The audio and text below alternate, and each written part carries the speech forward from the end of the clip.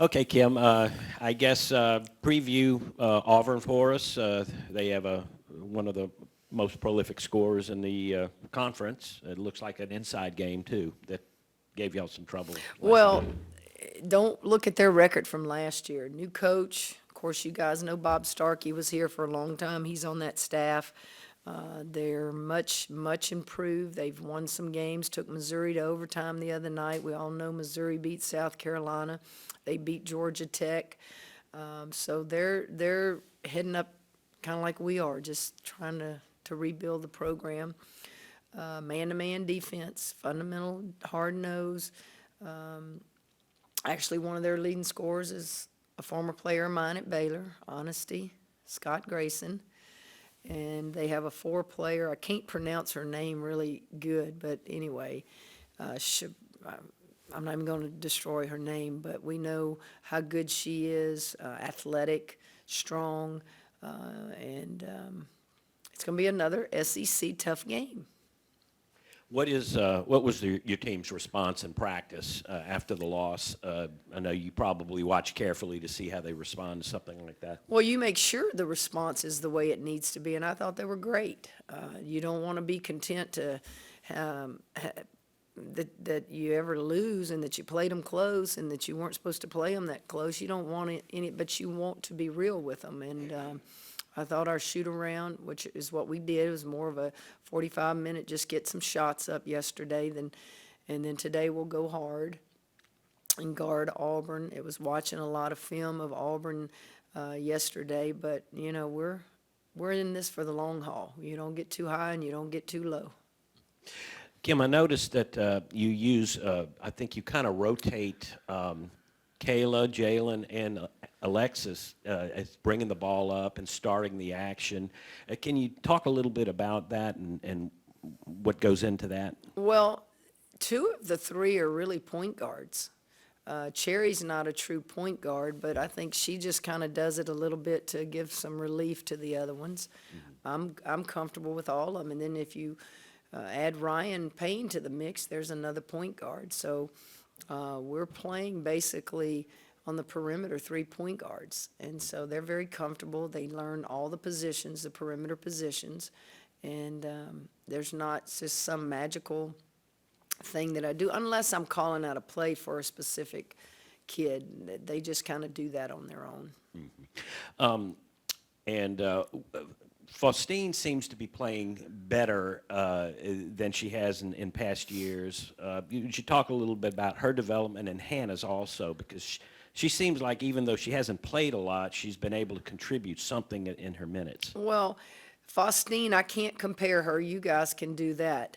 All I can judge her on is from the time I started with her, and I think she's in great condition. I think she lasts for longer periods of time.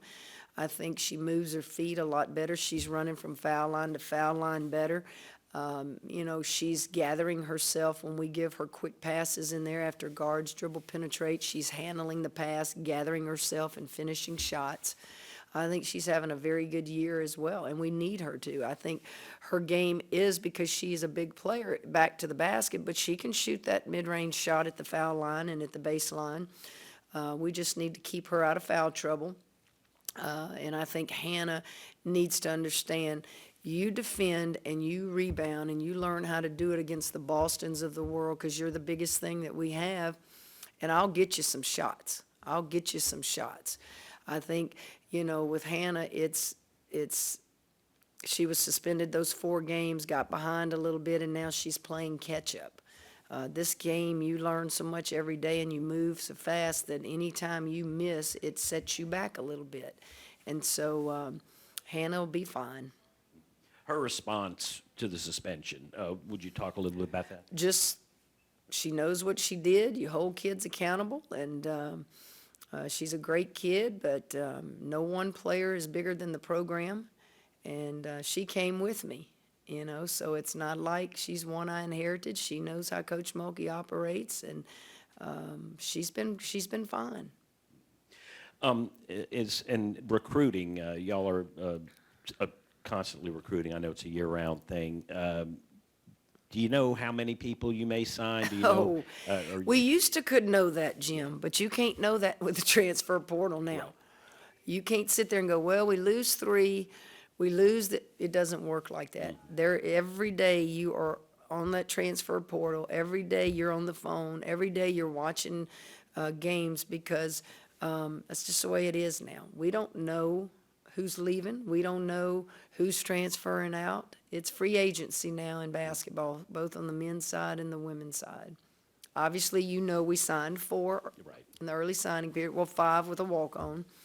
But no, you're never done recruiting anymore. We used to get in, not in trouble, but people, actually Dale Brown used to do it. He would oversign, if you'll remember. And people would start counting scholarships. Well, who is he gonna run off? You don't do that anymore. You oversign now knowing you're gonna lose people. It's a totally different, deal. You hope you don't ever lose people, but it's reality. It's life now. Okay, you had the season best crowd. It seems like 3 games in a row you've had well, maybe 3, that you've had a season best crowd. How is the promoting the program? How are you feeling about that right now? Is it where you want it to be? And Oh, can you go yes. higher? How could it not be? Our goal going in was to sell 5,000 season tickets. Our goal was to have so many in the Fast Break Club, and I think we've surpassed it. I think that, now I don't know what the season ticket count is, but if you've watched the crowds, this is what I had hoped and dreamed would start happening. I didn't know how quickly it would, but you guys know that LSU will support winners. And I think when you got off to the start that we have gotten off to, it is intriguing at first to people. Are they real? I might need to go. But I think more important than that, I think it's just my coaching staff and myself in the community selling tickets, asking people to come, knocking on doors in my neighborhood, just getting people involved. All people want is to feel a part of something. And I want them to feel a part of this program. I want them to be proud of this program. And I would be shocked if anyone left that game against South Carolina and said anything negative. There was nothing about that game that could be a negative, other than we lost. But that was special. And next game, it's a big game. I'd love to see 10,000. I don't know, what does this place hold? What is the PMAC seat? I don't have a clue. But I'd like for them to turn them down at the door one day. All right, guys, y'all good? Thank you. All right.